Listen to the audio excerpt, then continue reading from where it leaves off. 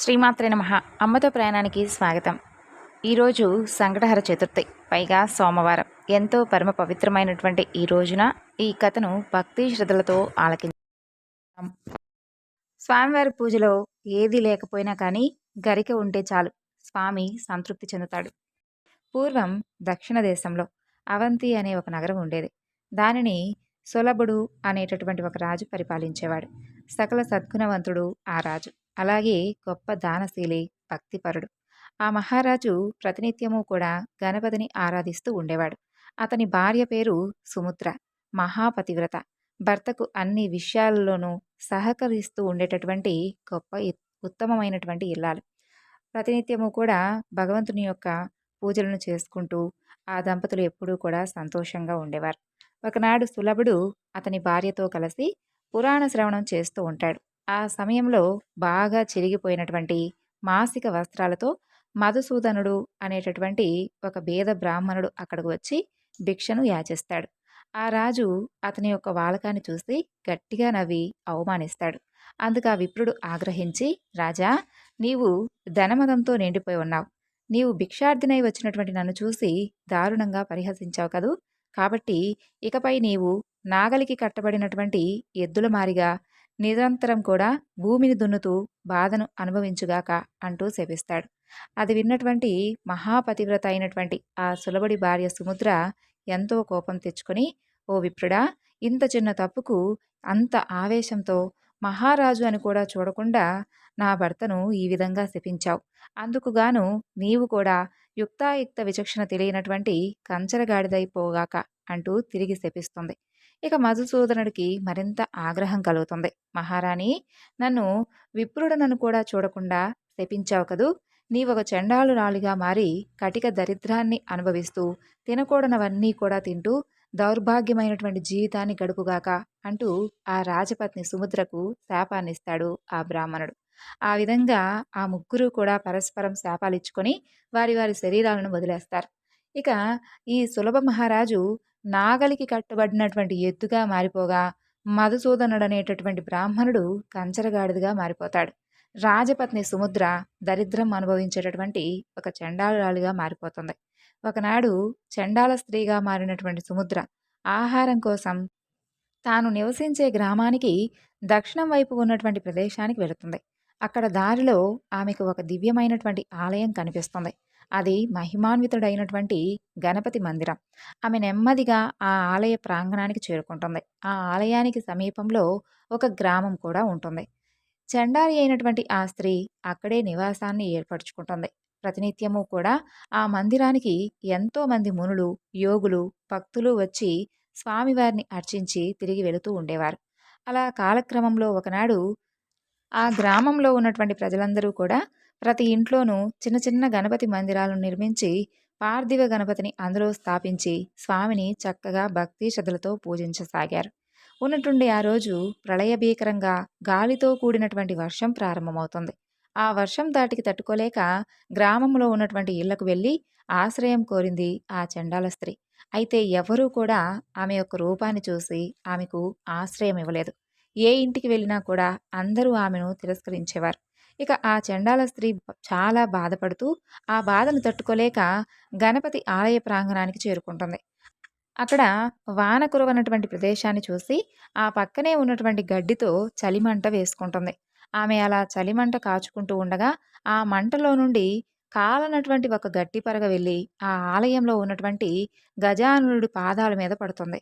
అయితే ఆశ్చర్యకరంగా అదే సమయానికి కంచరగాడిదగా శపింపబడినటువంటి మధుసూదనుడు గాడిద రూపంలో వానకు చలికి తట్టుకోలేక అదే ఆలయ ప్రాంగణంలోకి వస్తాడు. అదేవిధంగా ఎద్దుగా శపింపబడినటువంటి సులభుడు కూడా ఎద్దు రూపంలో అక్కడికే వస్తాడు. ఇక ఎద్దు, అలాగే గాడిద చలిమంట కోసమై ఆ చండాల స్త్రీ ప్రోగు చేసినటువంటి గరిక మోపు మీద పడి తినడం ప్రారంభిస్తాయి. గడ్డి తినడంలో అవి ఒకదానితో ఒకటి పోటీ పడుతూ ఉంటాయి. ఆ క్రమంలో వాటి మూతులకు అతుక్కున్నటువంటి గరికలు కొన్ని ఎగిరి వెళ్ళి గణపతి యొక్క పాదాల మీద పడతాయి. చలి కాచుకుంటూ ఉన్నటువంటి ఆ చండాలికి కోపం వస్తుంది. తాను సేకరించినటువంటి గరికను తినేస్తున్నటువంటి ఆ యొక్క ఎద్దు గాడిదలను అక్కడ ఉన్నటువంటి కర్రతో చావగొడుతుంది. తర్వాత ఆకలికి తట్టుకోలేక అక్కడ భక్తులకు వారికి పంచడానికి సిద్ధంగా ఉంచినటువంటి ప్రసాదాన్నంతా కూడా తినేస్తుంది. వాన వెలుస్తుంది. దాంతో లోపలికొచ్చినటువంటి భక్తులు, పూజారులు ఆ గుడిని అపవిత్రం చేసినటువంటి గాడిదను, ఎద్దును, ఆ చండాల స్త్రీని చూస్తారు. వారికి కోపం వచ్చి ఆ ముగ్గురిని కూడా కర్రలతో బాదుతూ వెంబడిస్తారు. వారి దెబ్బలకు తట్టుకోలేక ఆ గాడిద, ఎద్దు, ఆ చండాలి ఆ ముగ్గురు కూడా గుడి చుట్టూ పరిగెత్తడం ప్రారంభిస్తారు. అయినా కూడా ఆ భక్తులు మాత్రం వారిని వదిలిపెట్టలేదు. వారు కొట్టేటటువంటి దెబ్బలు తట్టుకోలేక ఆ ముగ్గురు కూడా భీకరంగా ఆక్రందనలు చేస్తూ గుడి బయటకు వచ్చి మరణిస్తారు. పైనుండి గణపతి వీరు పడేటటువంటి బాధలన్నీ కూడా గమనిస్తూ ఉంటాడు. ఆయనకు వారి మీద జాలి కలుగుతుంది. తనలో తానిలా అనుకుంటాడు. శాపగ్రస్తులైనటువంటి ఈ ముగ్గురు కూడా ఇంతకు ముందే గరికల ద్వారా తెలియకుండా నా పాదాలను అర్చించారు కదా!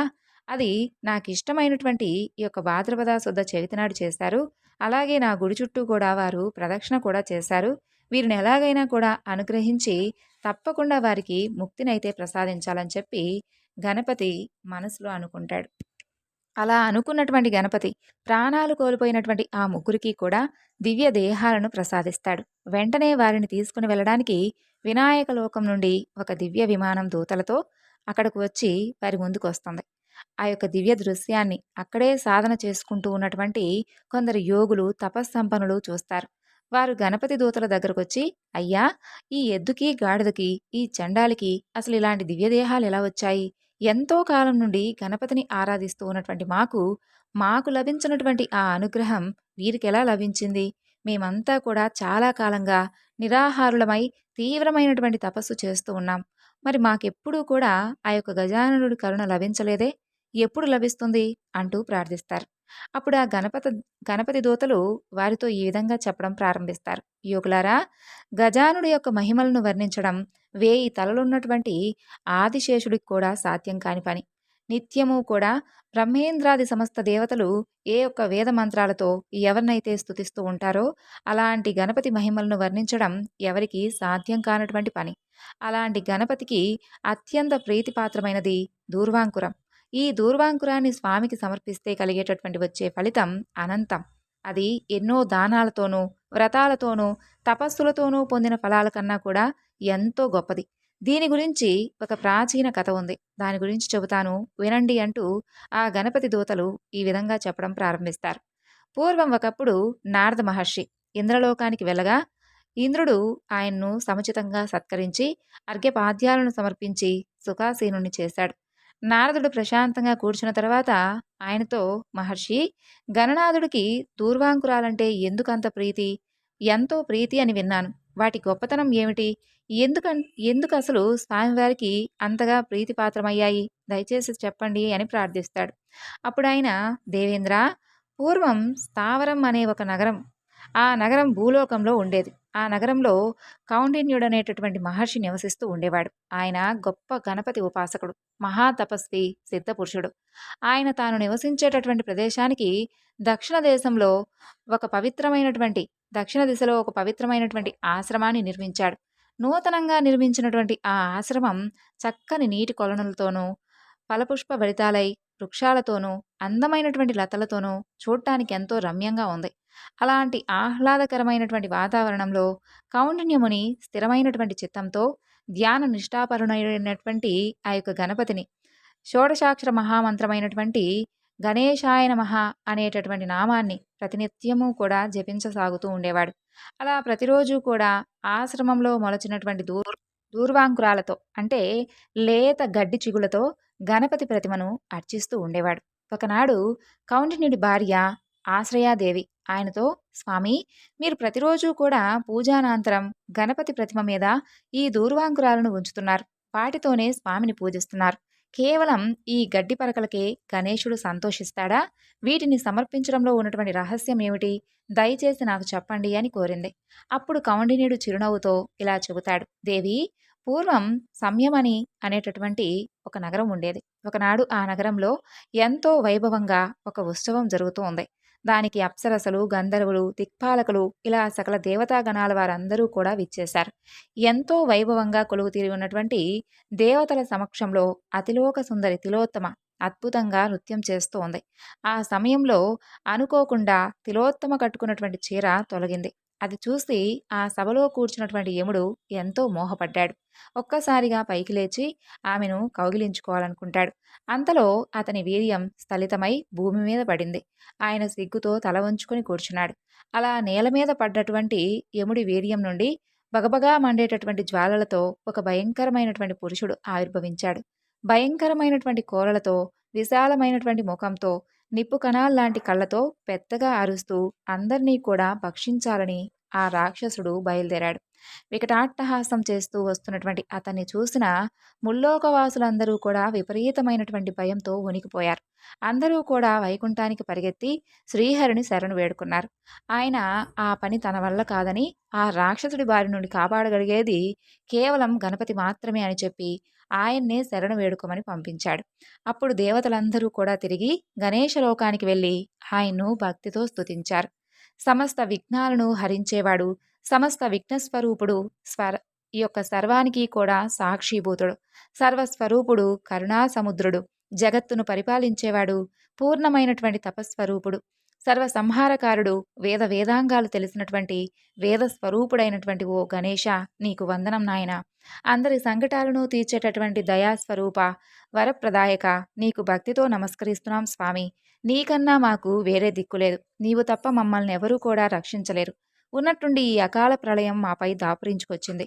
ఈ దుష్ట రాక్షసుడు మమ్మల్ని చంపాలని చూస్తున్నాడు. ప్రభు, దేవదేవ, మమ్మల్ని అందరినీ కూడా ఈ యొక్క మృత్యుభయం నుండి కాపాడు. నీ పాదాలను శరణు వేడుకుంటున్నాం అంటూ దీనాతి దీనంగా ప్రార్థిస్తారు. దేవతల ప్రార్థనను విన్నటువంటి గణపతి వెంటనే వారికి బాలగణపతి రూపంలో సాక్షాత్కరిస్తాడు. దేవతలారా, భయపడకండి, మీ అందరికీ కూడా నేను అభయాన్ని ఇస్తున్నాను అంటూ వారికి ధైర్యం చెబుతాడు. అలా దేవతలందరూ కూడా బాలగణపతిని చూసి ఎంతో భక్తి ప్రపత్తులతో ఆయనకు సాష్టాంగ నమస్కారం చేస్తారు. గజానన, ఈ యొక్క బాలస్వరూపం ఏమిటయ్యా? మేమింతవరకు ఇలాంటి అవతారాన్ని అస్సలు దర్శించనే లేదు. ఇంత అందమైనటువంటి బాలుడి రూపంలో ఎందుకు అవతరించావు స్వామి? మహాభయంకరాకారంతో ఉన్నటువంటి ఆ రాక్షసుడు మమ్మల్ని భయపెడుతూ ఉంటే నీవిలా చిన్నపిల్లాడి రూపంలో వచ్చావేమిటి? అయ్యో, నిన్నే నమ్ముకున్నామే, ఇంత చిన్న రూపంతో మమ్మల్ని అసలు ఎలా కాపాడుతావు స్వామి అంటూ వారెంతో ఆందోళన పడతారు. అప్పుడు వారి భయాన్ని చూసి చిన్నగా నవ్వుకున్నటువంటి బాలగణపతి వారితో ఇలా అంటారు. దేవతలారా, నేను కావాలనే ఈ విధంగా బాలగణపతి రూపాన్ని ధరించాను. మీరు అలానే చూస్తూ ఉండండి. మీ కార్యాన్ని నేను తప్పకుండా నెరవేరుస్తాను. ముందు మీరంతా వెళ్ళి ఆ రాక్షసుణ్ణి ఇక్కడకు వచ్చేలా ప్రేరేపించండి. తరువాత జరగవలసింది నేను చూసుకుంటాను అని పలుకుతాడు. ఆ విధంగా గణపతి మాటలు విన్నప్పటికీ కూడా దేవతల్లో కొందరికి ధైర్యం చిక్కలేదు. ఆ రాక్షసుడు చూస్తే పర్వతంలో ఉన్నాడాయా, ఈయనేమో పసిబాలుడి రూపంలో కనిపిస్తున్నాడు, అసలు ఎలా వాడిని సంహరిస్తాడు, మనల్ని ఎలా రక్షిస్తాడు అంటూ సందేహిస్తారు. అంతలోనే దిక్కులు పిక్కటిలేలా అరుస్తూ కాలాగ్ని స్వరూపుడై మహారాక్షసుడు వారి ముందు ప్రత్యక్షమవుతాడు. వాడిని చూసి దేవతలందరూ కూడా హాహాకారాలు చేస్తూ తలో దిక్కుకు పరిగెడతారు. దేవతలతో పాటుగా మునులు, మహర్షులు కూడా పరిగెడుతూ ఉంటారు. అది చూసినటువంటి ఆ రాక్షసుడు వాళ్ళను పట్టుకోవాలని వెంబడిస్తూ ఉంటాడు. వెంటనే బాలరూపంలో ఉన్నటువంటి గణపతి అతని దారికి అడ్డుగా నిలుస్తాడు. పిల్లవాడి రూపంలో నిలుచున్నటువంటి గణపతిని చూసి ఆ యొక్క కారణాల రాక్షసుడు ఆశ్చర్యపోతాడు. అంతలోనే తన దారికి అడ్డుగా ఎంతో ధైర్యంగా నుంచున్నందుకు అతనికి విపరీతమైనటువంటి ఆగ్రహం వస్తుంది. ఒక్కసారిగా తన పాదాలతో భూమిని చలుస్తాడు. ఆ చర్యకు భూమి గడగడ వణికిపోతుంది. వెంటనే భీకరంగా అరుస్తాడు. ఆ ధ్వనికి పర్వతాలు కూడా వణికిపోతాయి. సముద్రాలైతే పొంగి ప్రవహిస్తూ ఉంటాయి. ఒక్కసారిగా ప్రచండంగా గాలి వీస్తుంది. మహా వృక్షాల సైతం నేల కొరుగుతాయి. ఇంత జరుగుతున్నా కూడా బాలగణపతి మాత్రం ఏ మాత్రం చలించలేదు. అలాగే స్థిరంగా నిలబడి తన యొక్క చిన్న చిన్న చేతులతో మహాబలవంతుడైనటువంటి ఆ యొక్క అసురుణ్ణి ఒక్కసారిగా అవలీలగా పైకి లేపి అందరూ చూస్తూ ఉండగా అమాంతం మింగేస్తాడు. ఆ అద్భుతాన్ని చూసినటువంటి దేవతలందరూ కూడా హర్షధ్వానాలు చేస్తారు. బాలగణపతికి నమస్కరించి స్తుతిస్తారు. ఆ విధంగా బాలగణపతి ఉదరంలోకి చేరినటువంటి ఆ రాక్షసుడు లోపలే దగ్ధమైపోతాడు. దాంతో బాలగణపతి శరీరం అంతా కూడా విపరీతమైనటువంటి వేడెక్కిపోతుంది. ఆ విషయం తెలుసుకున్నటువంటి దేవేంద్రుడు చల్లదనం కోసమై స్వామివారికి చంద్రకళను బహుకరించి ఇవ్వగా ఆయన దాని వెంటనే తన యొక్క నుదుటి మీద ధరిస్తాడు. దానితో పాలచంద్రుడిగా కీర్తింపబడ్డాడు. తరువాత శ్రీహరి పరమ కోమలమైనటువంటి చల్లని పద్మాలను సమర్పిస్తాడు. అవి స్వీకరించినటువంటి గణపతి పద్మహస్తుడయ్యాడు. తర్వాత వరుణదేవుడు వచ్చి అమృత జలంతో స్వామిని తడుపుతాడు. శంకరుడు వచ్చి శేషుణ్ణి బహుకరించగా స్వామి దానిని తన నడుముకు చుట్టుకొని వ్యాళభద్రుడయ్యాడు. అలా గణపతికి తన యొక్క తాపం మాత్రం చల్లారలేదు. విపరీతమైనటువంటి వేడి ఉంటుంది.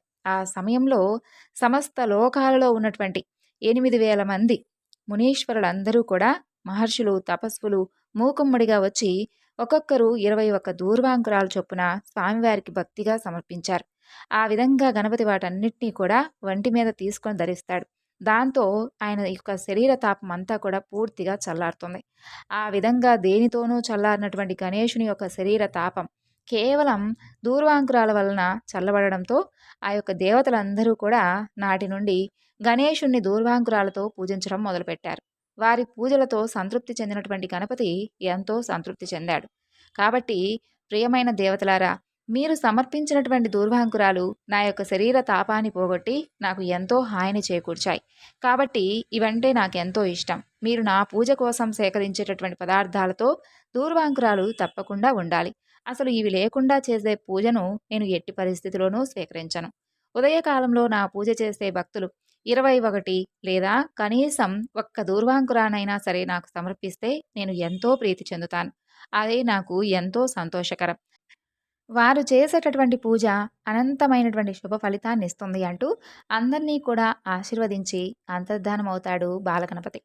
అలా గజాననుడు మహారాక్షసుని సంహరించినటువంటి ఆ ప్రదేశంలో దేవతలందరూ కూడా కలిసి ఒక గణపతి ఆలయాన్ని నిర్మించారు. అందులో స్వామివారి ప్రతిమను స్థాపించి విఘ్నహర గణపతి అనేటటువంటి పేరు పెట్టారు.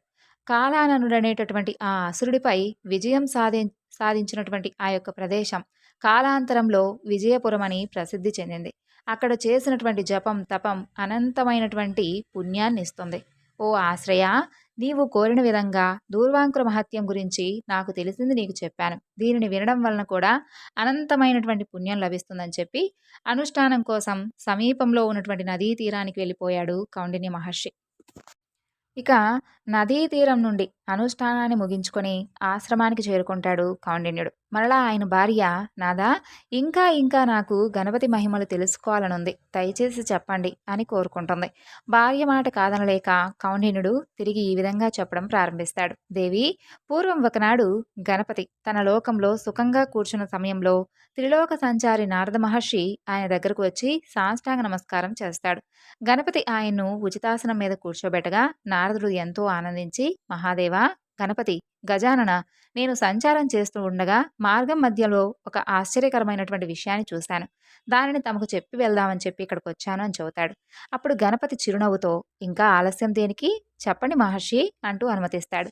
ప్రభు, భూలోకంలో మిథిలా అనే నగరాన్ని జనకుడు అనేటటువంటి మహారాజు పరిపాలిస్తున్నాడు. అతను ఎన్నో దాన ధర్మాలు చేసి ధర్మాత్ముడిగా ప్రసిద్ధి చెందాడు. నిత్యం దేవబ్రాహ్మణులను, సాధు సజ్జనులను కూడా పూజిస్తూ ధర్మబద్ధంగా జీవిస్తూ ఉన్నాడు. ఆయనంత ఆయన అంతటి ధర్మతత్పరుడిగా ఉన్నందువల్లే ఎంత దానం చేస్తున్నా ఆయన దగ్గరున్నటువంటి సంపద ఎప్పటికీ కూడా తరగకుండా అలాగే స్థిరంగా ఉంది. ఒకనాడు నేను ఆయన గృహానికి వెళ్ళి అభినందించాను. అయితే తాను గొప్ప బ్రహ్మజ్ఞాని అనేటటువంటి అభిమానంతో నన్ను కొద్దిగా అపహసించాడు. ఆయనలో అహంకారం ఎలా ఉందంటే, నేను ఒక మహారాజును, గజానుడి యొక్క అనుగ్రహంతో నీవిలా అక్షయ సంపదలకు అధిపతివయ్యావు, ఆయనే నీకు సంపదలను అనుగ్రహించాడు, నీవెంతో ధన్యుడివయ్యా అని అనగానే గర్వంతో నిండినటువంటి ఆ జనకుడు, నారద మహర్షి, నేనే ముల్లోకాలలో ఉన్నటువంటి ఏకైక ధర్మాత్ముణ్ణి, మహాదాతను, మహాభోగిని, నన్ను మించిన వారు ఎవరూ లేరు.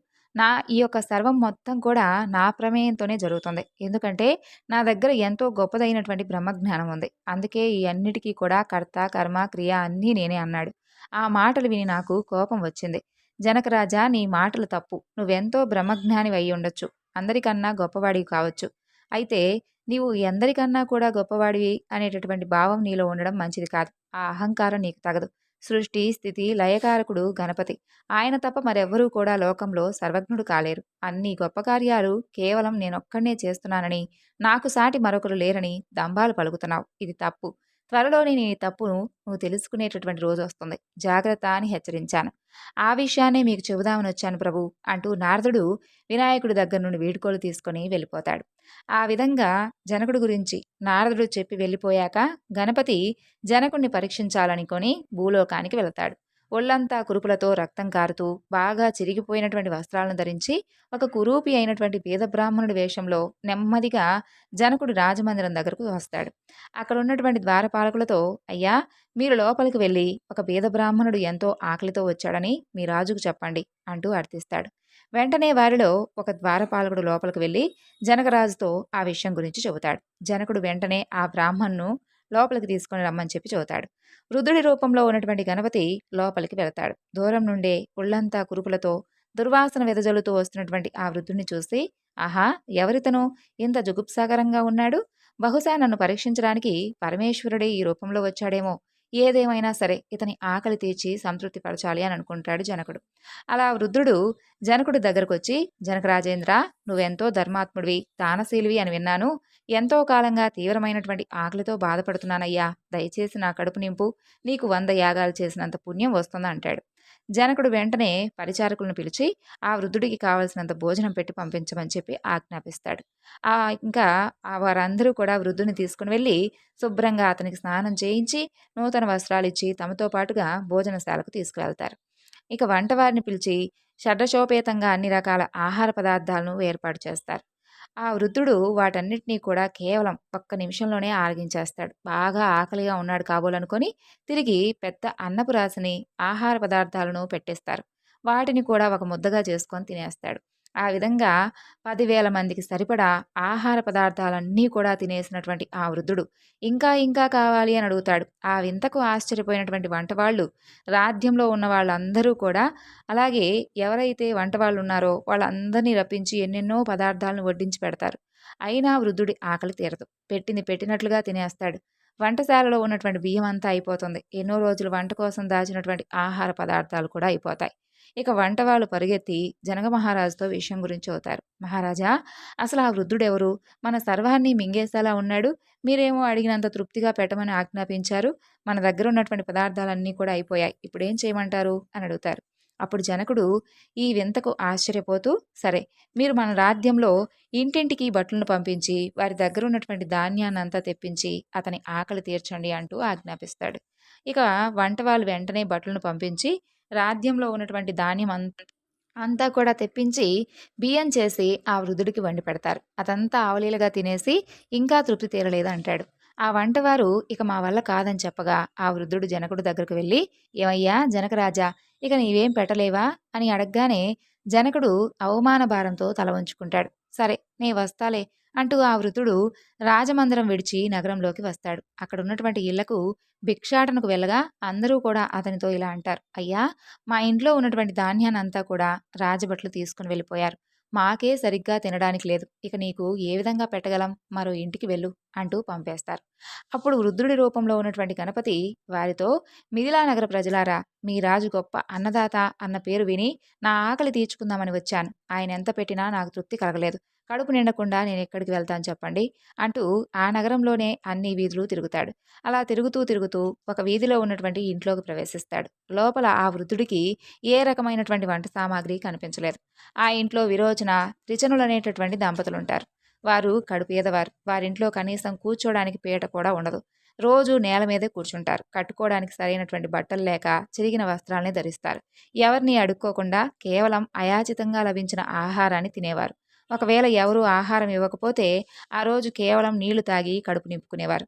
వారి ఇల్లంతా చాలా అపరిశుభ్రంగా ఈగలతో దోమలతో నిండిపోయింది. ఆ ఇంట్లో ఒక అందమైనటువంటి గణపతి ప్రతిమ ఉంది. వారికి ఎన్ని కష్టాలొచ్చినా నిత్యం కూడా ఆ ప్రతిమను భక్తితో పూజించేవారు. అలాంటి బీద దంపతుల ఇంట్లోకి ప్రవేశించినటువంటి ఆ వృద్ధుడు వారితో, పుణ్య దంపతులారా, నేనొక బీద బ్రాహ్మణుణ్ణి. బాగా ఆకలి వేసి జనక మహారాజు మందిరానికి వెళ్ళి నా ఆకలి తీర్చమన్నాను. అందుకు ఆయన సరేనని నా ఆకలి పూర్తిగా తీర్చలేకపోయాడు. అందుకే తృప్తిగా తినడానికి ఇలా అన్ని వీధులు తిరుగుతూ మీ ఇంటికొచ్చాను. మీ ఇంట్లో ఏదైనా ఉంటే పెట్టండి అంటాడు. ఆ మాటలు విని ఆ బీద దంపతులు ఆశ్చర్యపోతారు. విపరీతమా, సాక్షాత్తు జనక మహారాజే మిమ్మల్ని తృప్తిపరచలేకపోయాడంటే కటిక దరిద్రులమైనటువంటి మేమెంత, మా బ్రతికెంత? మేమే 4 రోజుల నుండి ఏమీ లభించక నీళ్లతో కడుపు నింపుకుంటున్నాం. ఇక నీ ఆకలి ఎలా తీర్చగలం అంటారు. దంపతులారా, మీరేమీ సంకోచించవద్దు. ప్రేమతో, భక్తితో మీరు ఏ కొంచెం ఇచ్చినా, ఏదిచ్చినా నాకు తృప్తి కలిగిస్తుంది. అలా కాకుండా అహంకారంతో నాకెంతిచ్చినా అది నాకు తృప్తిని కలిగించదు. మీరిచ్చేది ఏదైనా కానీ ఆనందంగా స్వీకరిస్తానంటాడు ఆ యొక్క మాయావృతుడు. విప్రోత్తమా, మా దగ్గర నీవు తినడానికి తగినటువంటి పదార్థం ఏమీ లేదు. ఈరోజు ఉదయం మా ఇష్టదైవమైనటువంటి గణనాథుణ్ణి పూజించడానికి దూర్వాంకురాలను తెచ్చాం. వాటిలో పూజ చేయగా ఒక్క దూర్వాంకురం మాత్రమే మిగిలింది అని అంటారు. మరేం పర్వాలేదు, నాకు ఆ దూర్వాంకురాన్నే ఇవ్వండి. భక్తితో మీరిచ్చినటువంటి ఆ ఒక్క దూర్వాంకురమే నాకెంతో సంతృప్తిని కలిగిస్తుంది అంటాడు. ఆ విధంగా ఆ యొక్క మాయావృద్ధుడు చెప్పగానే విరోచన లోపలికి వెళ్ళి దూర్వాంకురాన్ని తెచ్చి ఆయనకిస్తుంది. అది తెలుసుకున్నటువంటి వృద్ధుడు ఎంతో సంతృప్తి చెందుతాడు. ఎంతో భక్తితో ఆ ఇల్లాలిచ్చినటువంటి దూర్వాంకురాన్ని షడ్రశోపేతమైనటువంటి విందులా భావించి స్వీకరించడంతో ఆ యొక్క వృద్ధుడి ఆకలంతా కూడా చల్లారిపోతుంది. గణపతి తన యొక్క మాయావృద్ధుడి రూపాన్ని వదిలేసి నిజరూపంతో ప్రత్యక్షమవుతాడు. పుణ్యదంపతులారా, మీ భక్తి శ్రద్ధలు నాకు ఎంతో ఆనందాన్ని కలుగజేస్తాయి. తినడానికి తిండి లేకపోయినా మీరు ఎప్పుడూ కూడా నా పూజను మానలేదు. నేటితో మీ కష్టాలు తొలగిపోయాయి. ఏం కావాలో కోరుకోండి, ప్రసాదిస్తాను అంటాడు. స్వామి గజానన, ఈ ఘోర సంసార బాధల నుండి మాకు విముక్తిని ప్రసాదించు. తిరిగి మేము ఏ జన్మ ఎత్తినా, ఎక్కడ జన్మించినా నీ చరణ కమలాల మీద భక్తి శ్రద్ధలు స్థిరంగా ఉండే విధంగా అనుగ్రహించు. ఇంతకు మించి మాకేమీ కోరిక లేదు అంటూ వినయంగా అంటారు ఆ దంపతులు. తదాస్తు, మీరు కోరిన విధంగా జరుగుగాక అంటూ ఆశీర్వదించి అక్కడి నుండి అంతర్ధానమవుతాడు గజాననుడు. దేవి, విన్నావు కదా, దూర్వాంకురం యొక్క మహిమ ఎంత గొప్పదో.